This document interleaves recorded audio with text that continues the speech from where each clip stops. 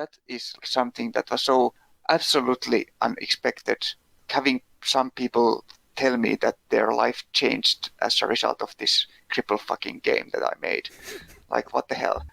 Wait, who's talking? Hello, I am Aura. I wrote Rin's Path in Katawa Shoujo. And I'm Mattyd. He's the MacDaddy. No, stop. Fuck that. No more Mattyd theme music.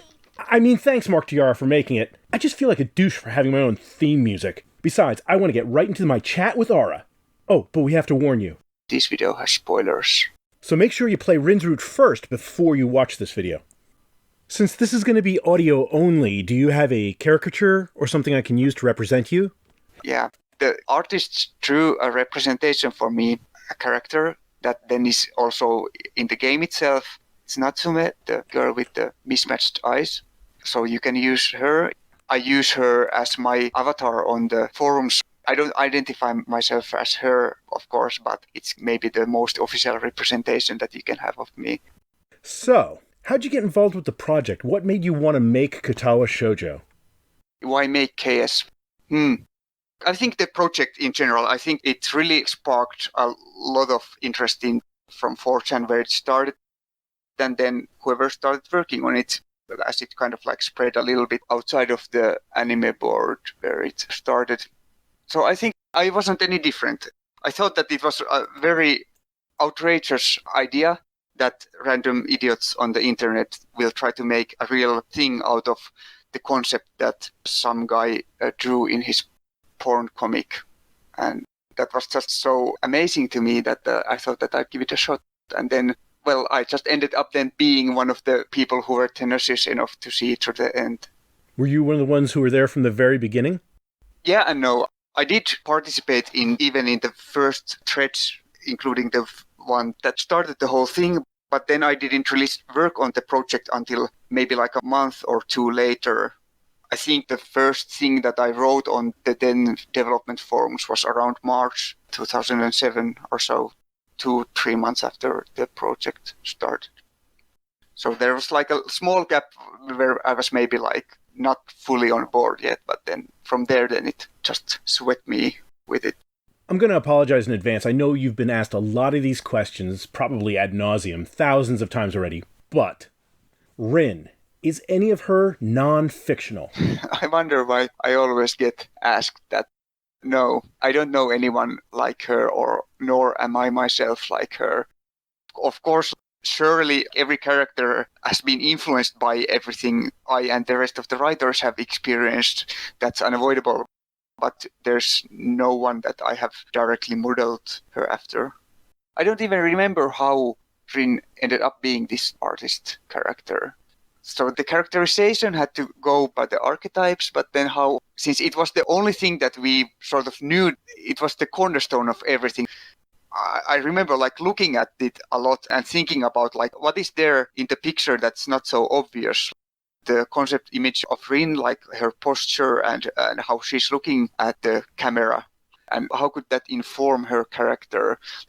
Like for instance, the concept image of Emi is super obvious, like her personality is obviously, you can build it from that single image alone, that he has this bright smile and everything. But then Rin was more mysterious. Maybe that's how she ended up being the way she is. Okay, I don't know how to ask this without sounding insensitive. Her arms. Why the stubs and not no arms?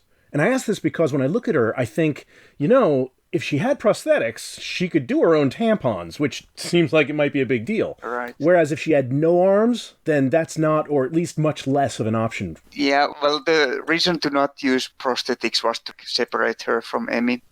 We didn't even actually consider it because that's how she was presented in the concept art. The Stubs came about because the concept art refers to her as thalidomid girl, so caused by this drug, this birth defect.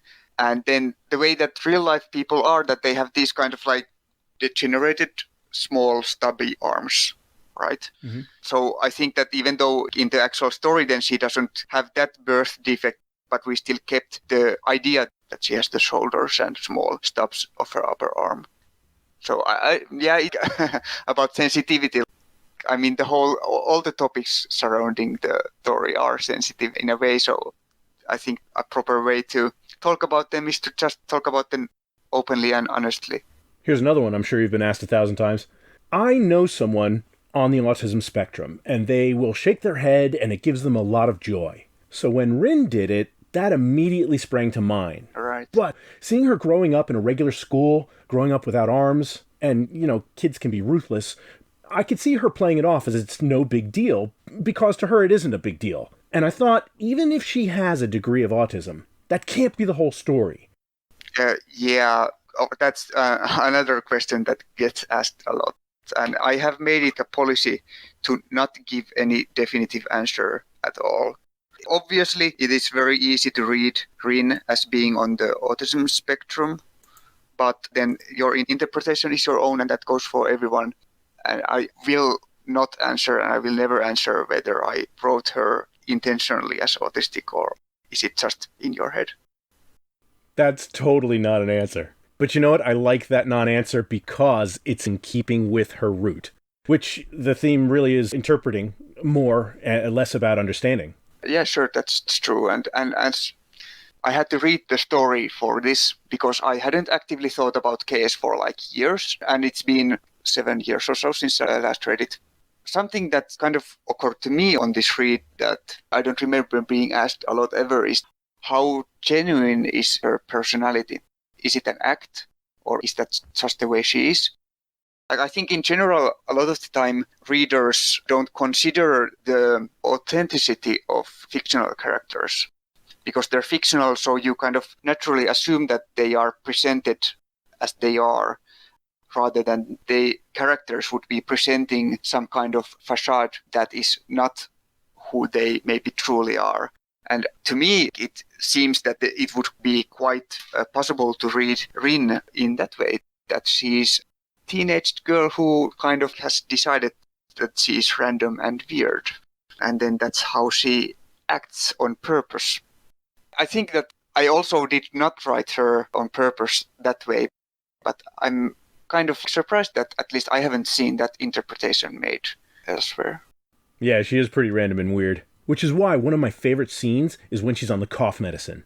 Most of the time you have no idea, is this really great sarcasm and an incredible cutting wit? Or is she just really oblivious to everything that's happening immediately around her? And in the cough medicine scene, I thought, hey, we're really seeing the real Rin here. Yeah. And I found myself going back to that scene just to catch moments of her humor. Yes, yeah, okay, that is certainly true, that the whole point of that scene is to sort of show her unfiltered? Unfiltered. Yeah, that's a good way to put it. And the rest of the time, then she has some kind of filter on, or something's going with her. And of course, like the way that she's written is that both Hisao and the reader are supposed to be sort of left puzzled by her. Hisao definitely is. In the route, Rin, Nomiya, Sei, they all have these moments where they go into art and art theory, and there's a lot of metaphor for the root. Have you studied art? Are you an art fan? No, I don't have any education in art. I draw or paint a little, but I'm not an artist either. It's not like something I actually do as a hobby or something. I think the perspectives on art that the story is presenting are things that I picked up along the years by in generally being interested in things. Like, I seriously can't recall specifically trying to look for some art philosophy or stuff like that for writing, to write the things that there ended up being in the story. Perhaps there was something like the teacher Nomiya a couple of times has these speeches about art, and there I might have looked for some stuff.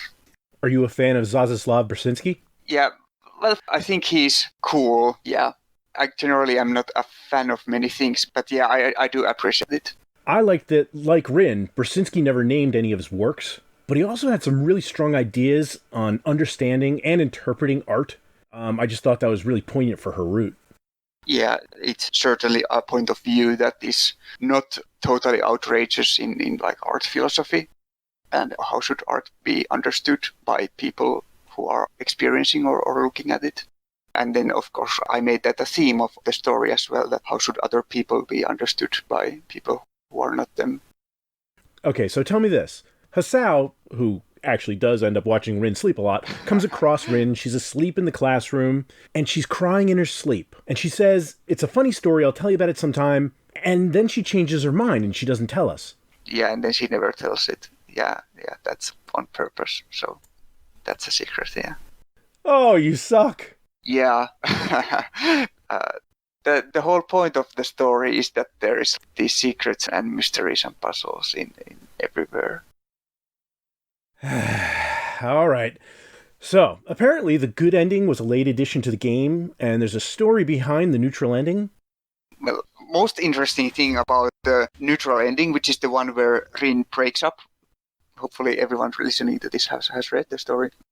Where she breaks up with Hisao and then decides that she's going to become a pro artist. And it kind of implies that it's a lonely road to be walking. And in the game files, I'm talking about the code, the scenes are called like a true ending. And this is like another of these kinds of visual novel traditions that one might not be aware of, but a true ending is this kind of ending that you unlock after perhaps completing all the other endings of a visual novel or some other kind of challenge. And then it is supposed to be the real, fulfilling, answering all the open questions, definitive end. And when KS was released, of course, like eager hackers cracked open the game and then saw the files and saw that the ending was called True Ending by our code. And then it weirdly sparked this kind of debate that is that how we are supposed to understand that this is the real end? This is the true end. I even, one of the post-release blog posts where I kind of like recapped the development and made all kinds of self-reflection, it was called This is Not the True Ending, to sort of throw a bone to those guys. So, I don't know, I think certainly if things would play out without the reader's intervention, it's pretty unlikely that Rin and Hisao would manage to connect in the way that they try for the whole story, but then continuously fail. And I think that the good ending is a fairly unlikely ending, but that doesn't mean that all the endings are equally true, even including in the larger sense that whichever girl Hisao ends up with is equally true with the others. It was the part that I had very hard time writing, at least. I asked for a lot of feedback from the other writers and I got it and I struggled with it a shit ton. And then in some way it's still maybe the part I'm not unsatisfied with that part. I think it works fine enough. The good ending? Yeah, the good ending. Okay. I'm supposed to ask you about the foot job scene, which, I mean, obviously. Because obviously. Obviously. Apparently was made as a joke and never supposed to actually make it into the game. Yeah, that's true. Spilling all my secrets. Right, so KS is a eroge, so it had to have sex, like sex scenes. And most of visual novels of that have sex, it's horrible. It's awful pornography and it's pretty gross. There are like very few that I've ever seen that handle sex scenes in any kind of tasteful way.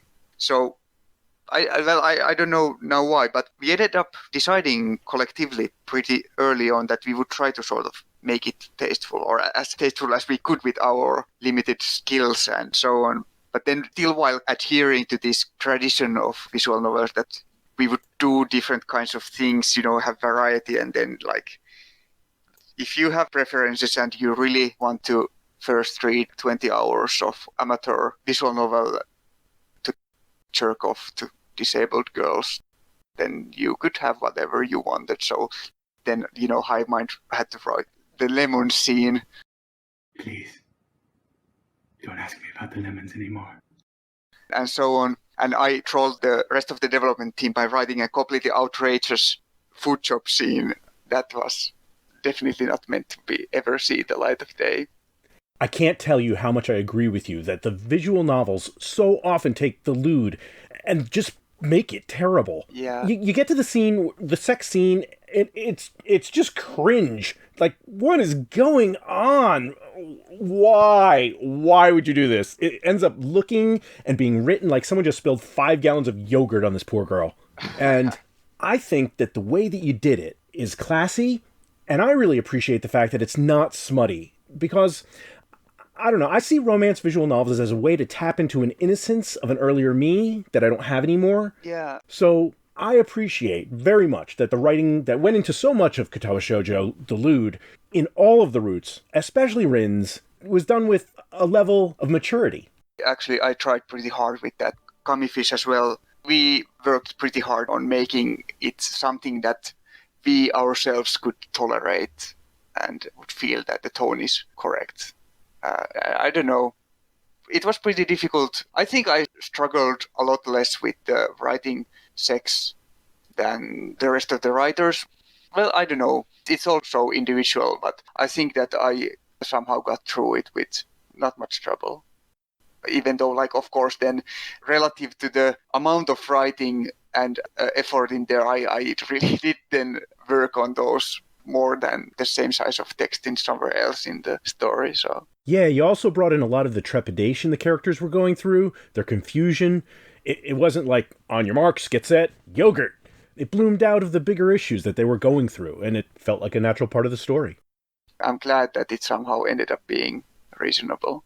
Now, I know there was a lot of side stories that were being developed but got cut. Kenji and Yuko, the nurse and Miko, Misha with Emi, not on Emi's path. It all got cut, but some of the vestigial stuff was left behind. Little pieces that hinted to those in other world-building subplots. So when I came across this exchange with Emi and Hisao, on the way to the neutral ending, Hisao goes looking for Rin. Emi says that Rin and Emi used to sleep together, but Rin kicked her out because Emi messed up her hair. I had to stop and ask, was there something where Emi and Rin were together at some point? Because this sure alludes to that. No. Or well, now maybe I should now be again like mysterious and say maybe. But now I don't remember the script that well. But so Rin never actually tells Hisao about kicking Emi out of her bed. So perhaps there is something that got cut out of the story, but then this reference to it was left in accidentally. That's a possibility.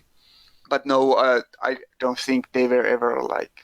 I mean, obviously, yeah, the way that we paired the girls together to make that there's 6 of them, if you include Misha, and then there's 3 pairs. So it's easy to then go with that, but at least I never wrote them with any kind of romantic sense in the actual story. And now that I think I probably didn't write any unofficial stuff either with the 2 of them. Rin never mentions it. The closest she mentions about contact with Emi is that Emi fixes her boobs when she helps put on her bra. And the one time Emi tried to hug her, Rin kicked her. Yeah, that really looks to me like something that should have been some kind of throwaway comment by Rin somewhere, sometime before that. And then it gets referred to here by Emi and Hisao. But if that was then cut off, then it's easy to see why it's a little bit confusing. Yeah, I've got a really bad problem where I find hints and subtext and connections, whether they're there or not, and then I'm like, ooh, this throwaway line is very important. I couldn't find the other end of this. So it made me go, I think especially I did write quite a bit of that kind of stuff where things that happen get referred to later on, and then there is this kind of like I at least attempted to make these kinds of connections. Which actually I'm a huge fan of hints and throwaways that later end up being a huge clue. And I did notice that in many ways, Hisao is a mirror to Rin. Yeah. He's just a totally different personality and filters and conveys it differently. But he says the things that she says. He says he can't understand why it's so hard to find the right words right now. Well, that's Rin. She's doing that all the time. He's silent because he doesn't know what to say, and he learns to find comfort in the silence. That's Rin. She can't find the right words, and she doesn't want to say something weird that's going to make someone leave, so she's quiet. Yeah, I did reflect them off each other a lot throughout the story. That they're sort of like contrasting them, and then again drawing parallels that there's something same but still not quite the same, and so on. Was there anything that you were working on for her route that you wish had been left in? All of us had tons of stuff that got scrapped. Some of the routes were rewritten several times from the ground up. I think that Rin's path was maybe one of the ones that required less reworking. But of course, I still had like thousands and thousands of words that didn't make it in the final product. One thing that, well, I don't think I would have actually wanted it to be in the final product. It's better this way, or the way that it ended up being. But I had kind of like a side plot that involved a member of the art club where both Rin is and then Hisao joins. So that was like an attempt to flesh out the setting, which in many ways is not very fleshed out.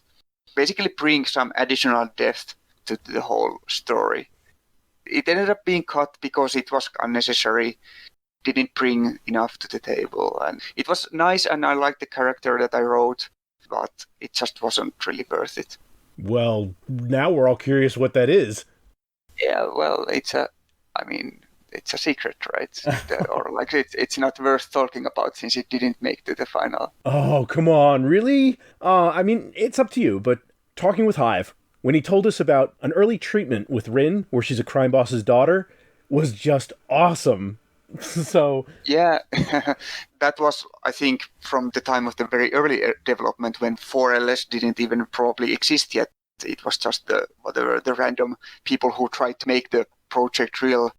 And all of the characters had the concept page, writer's page, it doesn't really specify much about anything. So we had to come up with things, and then, of course, such as anything. And then, the crime boss thing was one. Like, of course, we tried to divide the characters so that it would cover these character archetypes. In general, the whole game is an homage to classic dating sims. Like, we tried to make like a real romance visual novel in the tradition of those ones that were made in the 90s and then in the aughts.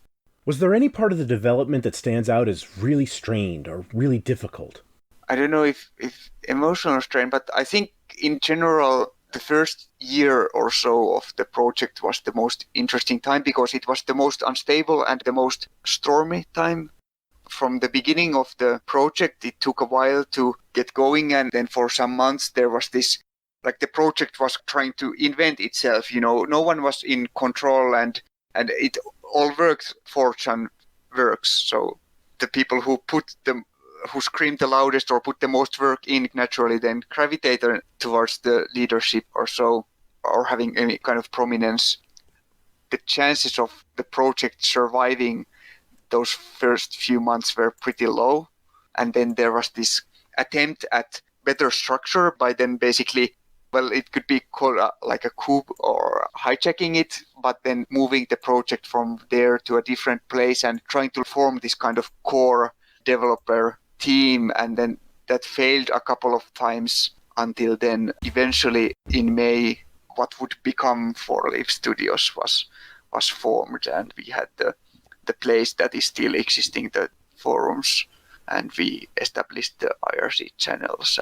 But even then, from then on, like we still didn't have much. We had the concepts. I think the characters were somewhat understood, the characterization and such, but like what about the rest of the cast? What about the stories?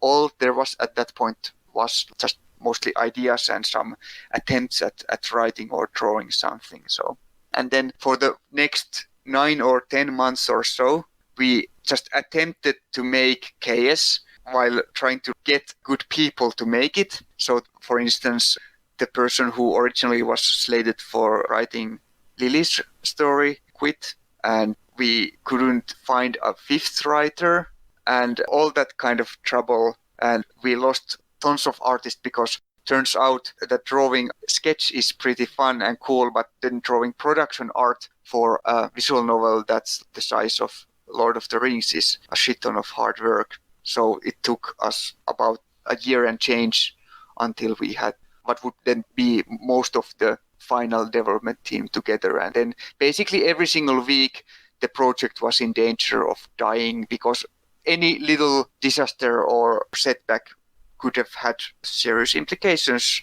But then in 2008 and then onwards stabilized. It was kind of just it's a little bit arrogant to say like a matter of time, because of course it was still just a hobby project and anything could happen, and it was not easy to stay motivated and not easy to find time to put in the effort. And so But I think that more crazy things happened in the first year than the other 4 years put together. Because that's just the nature. Nothing was certain and everything was just scary and weird. And we were trying things for the first time all the time. Everything was an experiment. Well, I'd say it was a very successful experiment. And I believe the fandom would echo that. We just got insanely lucky with the people that we found and that the culture that we cultivated. Some of the decisions, we sort of just lucked into being able to finish it. Not to take anything away from myself or the rest of the guys, but then being able to have the environment where we could finish the thing was also not something that was all intentional, because we just didn't know how we would do that. Are you happy with it? Are you satisfied with Rin's story and the overall game? Yes and no. I am quite critical of KS. We were complete amateurs and we had no budget and we were doing it in our free time, or we had to invent how we make a visual novel. We didn't have a process before. We hadn't worked with each other before. So of course the end result is less than optimal. But that said, for what it is and the fact that it got finished at all is, I think, an amazing thing, and I am quite proud of what we made. Damn right, and you should be. Now, you did a lot of AMAs when KS first came out. What is the strangest, most bizarre question you've been asked? Oh, that's a good question. Yeah, I was very active in the forums. There's this thread for questions to the development team, and I think that I have more answers there than the rest combined. Perhaps if it's still active, that might not be true anymore.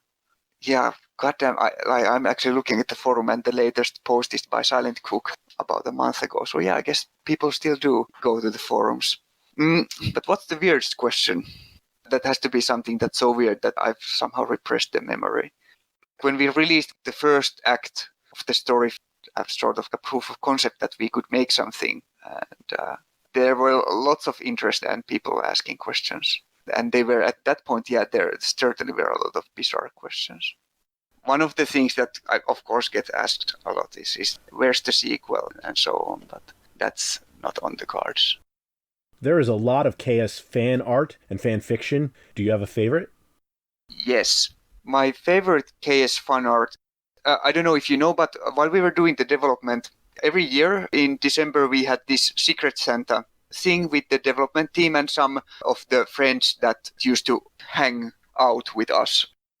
The development had a public IRC channel where anyone could come and talk with us, and then we also had all the private section. Of course, the forum also had the public section. So we were kind of accessible, and then we had the development was quite closely guarded. So we had the Secret Santa where we would take the whole dev team and randomize. Everyone would get one other person, and everyone could make a wish. And then those wishes got randomized between all the participants.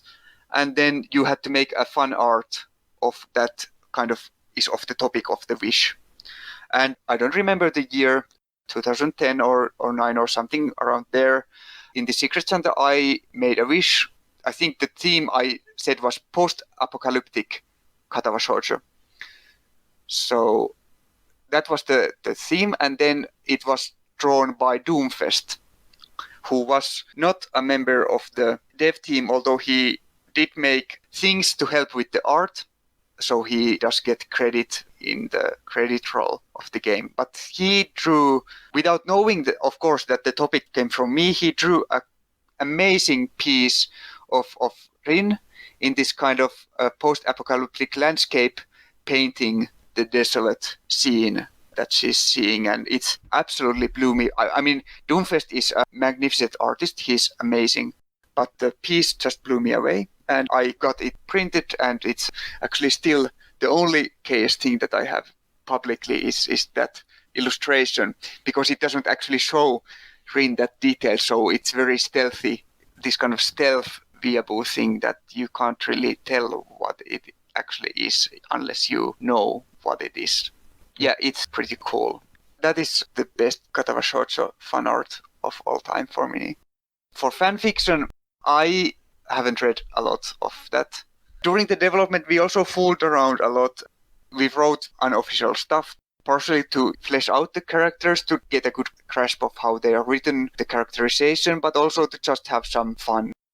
Because it was, I think, one of the keys to the project's success, that we became very close-knit, and then we managed to somehow like have the proper kind of attitude towards the project, because, well, it took 5 years and then it was no one's job, so you needed to have this kind of motivation to join the IRC channel, to talk with everyone and to put pen to the paper or slam your keyboard and do all that stuff that is actually really hard work.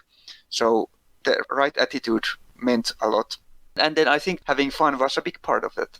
So most of the fanfiction that I've actually read was fanfiction that's written by the developers of KS.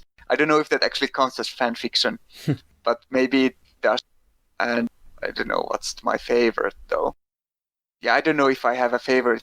Are Saki and Rika, the April Fool's characters, in-house fanfiction? Yeah, sure. Why not? Basically anything that we've made but isn't in the game is fanfiction, kind of. I don't know if that makes sense, but something like that. Were they ever meant to be something more than just a troll? No. I guess the most popular things, of course, were the two characters that we made, Saki and Rika. Those we kind of were tempted, yes, to add. But then I think that the purity of the April Fools obliged us to not do anything with them except leave them as these jokes and as bait for the fandom. Well played, sir. Yeah, that was surprisingly effective in the end, right? They became crazy popular, but that's how it goes. Yeah, the amount of Saki fanfiction that's out there especially. Very popular characters. Yeah, and there's no official characterization whatsoever, except what we did in the April Fools. So after everything you had to go through to make KS, do you think you'd ever make another visual novel? Yeah, I don't see why not. I'm not a big fan of visual novels. I had this problem that I think that the medium is very cool, that there's huge potential in basically having a narrative and adding visuals and music, possibly voice acting. Then it's kind of like the art medium that I think is most closely related to visual novels is theater. And visual novels are basically digital theater. That's why I also think that almost all visual novels have way too little dialogue and way too much narration. But then in practice, most visual novels aren't very good. I've read quite a bit of them, and I just haven't been able to somehow feel satisfied or like find ones that during the development and before it, I was really into, I did read like back then, the availability of visual novels was much, much lower than what it is now, by orders of magnitude, I think, even, especially in the English-speaking world. And the ones that got fan-translated, some of them had massive impact. I read some really great ones. But then a lot of even the big-name stories are just not worth reading. They are like insanely long, and most of the content is just, it's not written tightly, or the text isn't written in a way that's fun or nice to read. So I don't know, I'm somehow like extremely critical of the whole VN scene, and as a result, then I at some point kind of ended up stopping reading them altogether. I just couldn't find any that I liked to read. I wouldn't mind if there were something that were like compact enough, that the length wouldn't be equal to like a 5-book novel series, and then also would be interesting enough to read. Then I wouldn't mind, but I just can't seem to find any. I did read, like most of the interesting ones that I've ever read are these indie visual novels made by small teams or like even single people, and they are like typically very small and often offbeat, that they are not anything but generic in language or in content. Those are like interesting, and I found those fun. But then, of course, with the indie scene, the problem of 90% of everything being crap is just emphasized because you are amateur or very small, though. So then something like 99% of everything is bad, and then finding the good ones is even harder. Of the visual novels you do like, do you have a favorite? Is there something you'd recommend? Yeah. The The only good visual novel in the world is Narkissu, made by Stage Nana in 2004 or something. Yeah, that's like the only visual novel that I would recommend to my mother. And that's kind of the bar for a good visual novel, something that your mom would like. I mean that in the sense that visual novels in general are very deep in the otaku culture, and they are for people who understand the anime tropes and kind of like the juvenile sense of humor, and they are just, I'm starting to sound more and more like the elitist that I am, but then it's not something that I would particularly want to discuss with my mother, who is like interested also in literature and so on. So there's like nothing that, almost none of the visual novels that exist would offer much to someone like her. That's the problem I have with visual novels. Would your mom like KS? No, I don't think so. I mean, it's you never know what someone likes, but no, I don't think so. Is it thematically? Because there's a lot of good stuff in there. I heard that you're responsible for Hisao.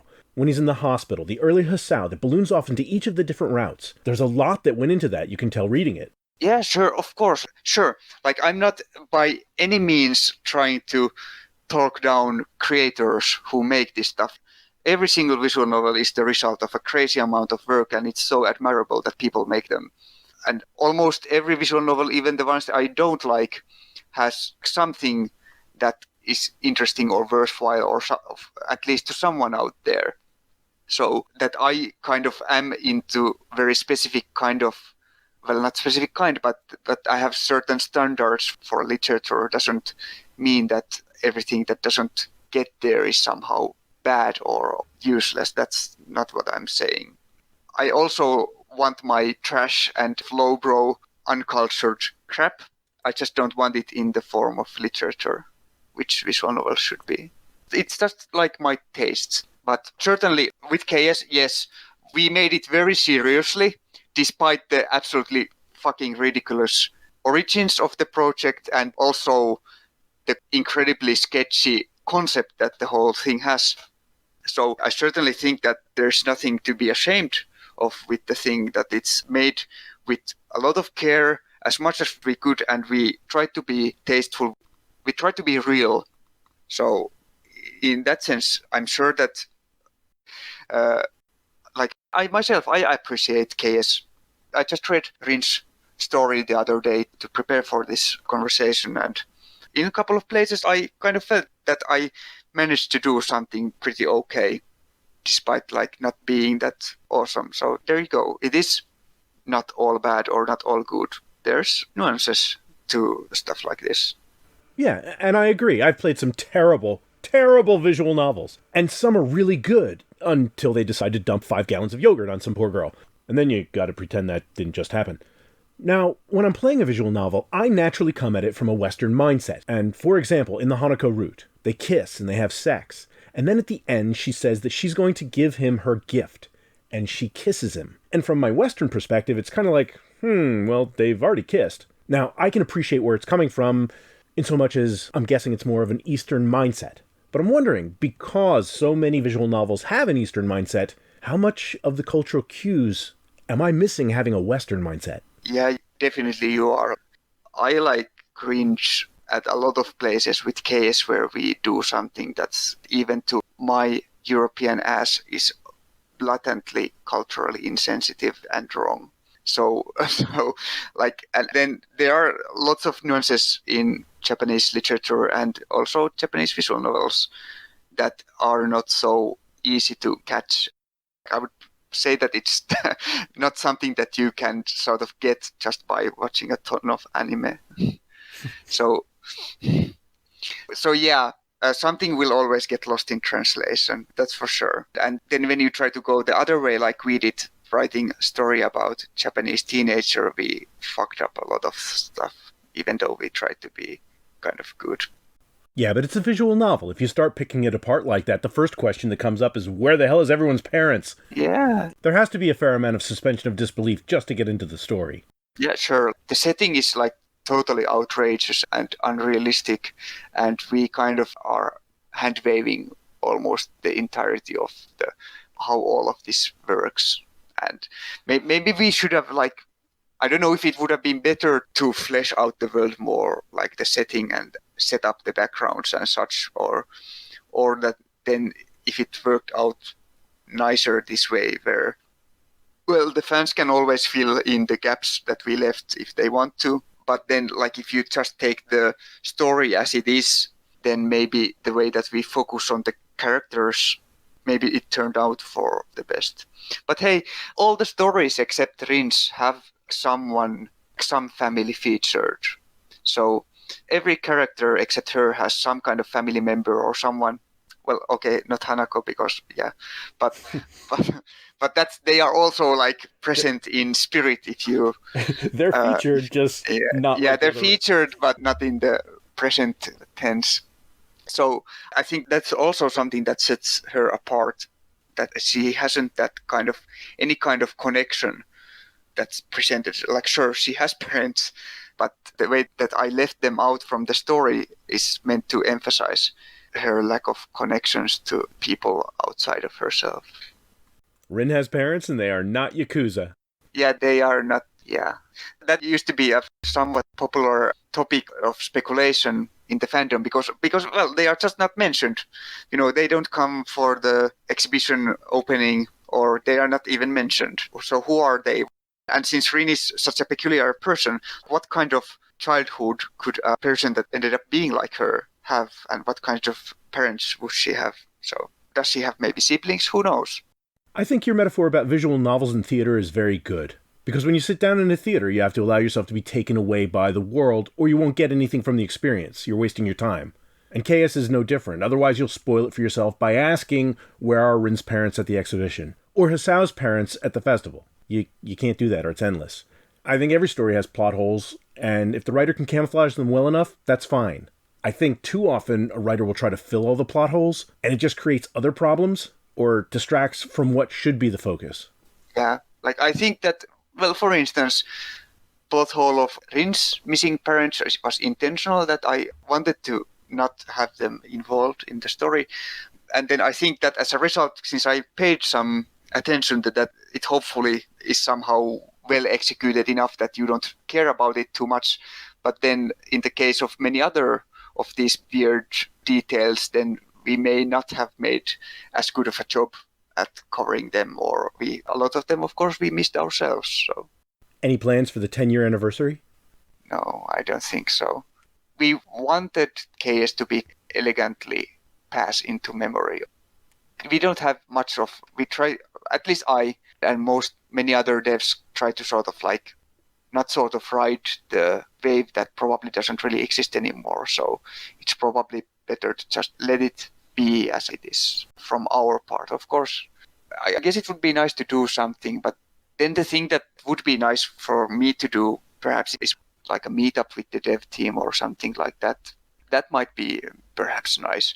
In general, I think that also as a continuation to the previous topic is that for me, KS is much more about the project than it's about the end result. And I have much more thoughts and emotions about the process of making it than I ever could have about the thing that we made, because it was 5 years of my life and the end result is just some game that I've barely read through once.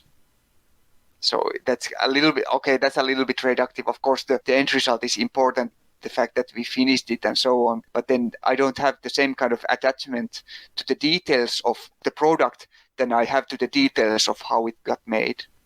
I think that if I were to make something, I would somehow bring the gang back together or something. That would be excellent. I don't know what I would do. So there's this visual novel I always recommend to people who have never played a visual novel. It's called Ripples, and it's literally a 10-minute read. So if you and 4 or 5 of the 4LS devs got together and made a very short visual novel, even nothing KS related, I'm positive the fandom would love it. Yeah, but hey, Crowd has made a visual novel, and V has drawn art, and Moiki has drawn art. I think Kamifish as well. So some of us have made something, but of course maybe the magic is not there if it's not all of us. It's also pretty unlikely that we would ever get all of us to agree on working on something. Even a little bit debatable what all of us means. There's 21 people who are credited in the game, but maybe the real Four Leaf Studios was a couple of people less than that, around maybe 15, 16. So maybe that's what all of us means. Do you keep in touch with a lot of the old gang? I do keep in touch with the people I was or I am the closest with. So. A lot of people who are going to listen to this make visual novels, or they really like listening to the development of making a visual novel. Is there anything in the making of it that we haven't talked about that would be interesting? In the making of it? Yes. During the development, I wrote a blog about developing KS, not just me, but all of the dev team. I tried to get others to write regularly on it, mostly unsuccessfully, so most of the posts on the blog are mine. But I really enjoyed that aspect of documenting the journey and reflecting myself on how it was to make it. In the blog, there are barely any, for instance, status updates, us telling, hey, here's what we got now, and or this month we've made these kinds of things. That's not what the blog was about. It was about what kind of experience or what kind of journey it was to make the thing. And that's what was important to me then. So I did write the blog, and then that's what, in retrospect, is important to me. So everything about it was important, but I don't know if there's anything that I would particularly like rise above other things. The best thing was like in general, the communication, the IRC channel, because the team was spread across time zones. So when the European evening started, so after work or school, whatever we had the Europeans chatting, and when we went to sleep, the Australians started waking up and joining the channel, and then we told them what we had discussed, and then or they were reading the logs and commenting and so on. And when the Australians then gave way to the Americans, and then again, so in a way, it never rested. For 5 years, it was always alive in some manner. Yeah, it really was around the clock in some way. The most active was late evening in Australia and then very early morning in Australia, which was where there were these overlaps between two major time zones that we had developers in. Somehow it made everything feel very alive, and that was also what kept us working, that it never really stopped, that there was always a new chat log, there was always someone somewhere else had made something that you had to review or think about, or they had a question or whatever, so that the continuity definitely came from that fact that we actually were continuously making it. But yeah, I don't know. Of course, 5 years can fit a shit ton of funny anecdotes and all kinds of phases. But I think for reading, if you want to know about them, I think if someone is super into KS and wants to know how it came about, then there's some good information there, but it doesn't tell the whole story, of course. It's just one artifact that we left behind in addition to the game itself. Have you written anything since KS? Sure, I've written something, but I don't consider myself a writer, not even when I was working on KS. I didn't write before too much, so it was something I did quite maybe on a whim, I don't know, maybe yeah, but I don't think of myself as a writer really. I write every now and then something. What do you do for fun? I do all sorts of things. I moved between a few different sports over the years. Currently I'm doing rock climbing. I tend to get kind of, well, not obsessed, but I invest heavily into one sport at a time. Before it used to be a long distance running, and if I get bored of this, then what next? I hear that you are an excellent cook. Yeah, it's a dear hobby of mine I do. So I'd say it's a big part of my life. Is there a particular meal that's your favorite to prepare? Not really meal, I'm more into this high cuisine, the stuff that you'd get at restaurants where the cost doesn't really compare to what you're getting. But then making that myself is more like an exercise in creativity and experimenting with food as art form, like eating at restaurants with fancy menus and such. That's the kind of thing that I'm the most into. The thing that you go to restaurants for is this kind of for the experience. It's not just to eat some good food, but it's also to be pampered by the staff and have a good time in general, and then all the senses are part of it. At home, that's not really the expectation, so it's only if you are really into it that it kind of gets then something that's worthwhile doing at home. It's funny that you say that because that's pretty much how I see a visual novel. When you're reading a book, you don't have the music or the visuals. Watching a movie is at the film's pace, not your own pace. One of the reasons I'm so attracted to the visual novel medium is because all that goes into it is what I see as a metaphor of just what you're describing with haute cuisine. Putting together a meal, presenting the meal, all that goes into the experience beyond just the eating of it. Sure.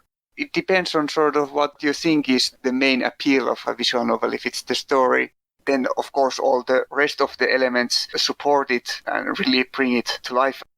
In some circles in Japan, especially in late 90s, used to call visual novels sound novels, because the kind of the implication is that sound is the most important supporting element to the story. And I think in general, I actually don't disagree with that idea, because playing a VN on mute versus playing it with the music, and if there's sound voice acting on, is quite a stark contrast. And a well-designed soundscape really can elevate the script, I think, more than even the fanciest visuals can. For KS specifically, because during the development it was pretty unbearable to be constantly playing with the music on, so most of my experience of that is actually without the music. So the couple of times that I've really looked into it at all with music on has been quite a strange experience, actually. Are you happy with Rin's music? There's only one character-specific track in the soundtrack for each of the main characters, and Rin's is emphasizing the strange and comedic nature of her that gets introduced first to the reader. Yeah, I think it's a pretty good fit. But then the rest of the tracks are, of course, shared. It's just that the directors picked what's the most mood appropriate for each scene, and I think in general the soundtrack is quite nice, and the soundtrack direction as well. Of all the times you've answered questions about KS, is there something that you wish you had been asked? I wonder if I've been asked every question that can be asked on the topic of KS already. Maybe now that it's been such a long time, and then KS turned out to be outrageously popular. The popularity blew us completely to outer space. There was there's this semi-historic post in the closed development forums, I think by Delta, or someone who makes a point that something is not very important because 500 people will ever read this thing. And so don't worry about it too much. And then I don't know how many millions of downloads the game has had, but it's a lot. I mean, the number of downloads is maybe less relevant because it's free and so on, but also I think quite a lot of people have read the thing. And there's all the fan following also is some kind of evidence that perhaps there are some people who like KS. Yeah, but maybe. then, maybe there's people who like it. Yeah, but then the question is, what kind of place or legacy does the thing have? I don't know if I actually want to be asked that, because I don't follow the visual novel scene at all. So I don't have an answer for the question, but something that I am interested myself is then the place that KS has in retrospect in the, I don't know, the canon of great American visual novels. The thing that annoys me the most is that KS is called American, because really it's European, Australian. There were only 3 American developers. So I don't know. That's the thing that I am, especially in the context. Nowadays, the availability of visual novels is many times greater than it used to be at the time KS was released, and even larger than 5 years back when it was just a really niche thing. So where does it fit now? In retrospect, was it a good idea to make it? Did it make some kind of worthwhile difference if you have the benefit of time that has passed since the release and the initial wave of popularity?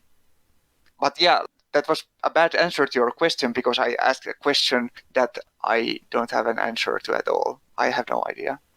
But much like the things that we like about Rin's Route and KS as a whole, a lot is left unanswered. So I think this will be good.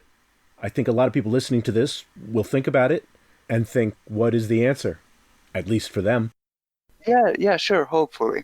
I think that maybe the question comes from the place that even more unexpected than the popularity was the reactions that we got from people who felt that it was really touching something in them. Then, there were people who got some kind of push to improve themselves, or somehow had some kind of epiphany as a result of reading it. And that then there were challenges to do this couch to 5K and run 5,000 meters from being a couch potato in the spirit of Emi, or do chin-ups or whatever, like change your life, be a nicer person. A lot of people felt like that as a result of KS, and that is something that was so absolutely unexpected. Having some people tell me that their life changed as a result of this cripple fucking game that I made. Like, what the hell? That is weird. And then I guess that is then the thing that I want to see.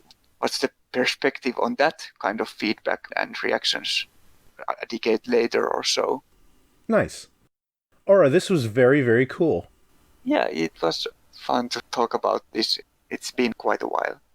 It's just not very interesting to talk about KS with the developers at this point. So I don't get chances to talk about KS much. Well, then in that case, I'm glad you said yes to chatting with me. The pleasure was mine. Well, Aura, thanks again for today, and thank you for making Katawa Shoujo. Glad to hear that you liked KS. That's the line that I have said and or written a lot of times. I'm really happy that there are people who found something in what we made and thought it resonated with them in whatever way. Well, I've always been a fan of Leave It Better Than You Found It, and with the internet and 99% of it crap, I think that you guys did that. I think that you put something out into the universe that made the place a little bit better. And you guys should be proud of the effort that you put into it. You reaped a very worthwhile reward. Yeah, thanks. I hope so. We didn't expect really that more than a handful of people would be interested. You know, those insane people on 4chan who would make weekly threads.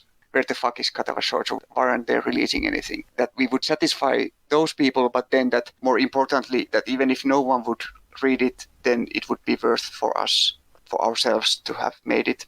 And that I think is true. And then that it turns out that other people thought it was worthwhile is just a cherry on top. Thanks again. You're welcome. It was a fun time. Bye-bye.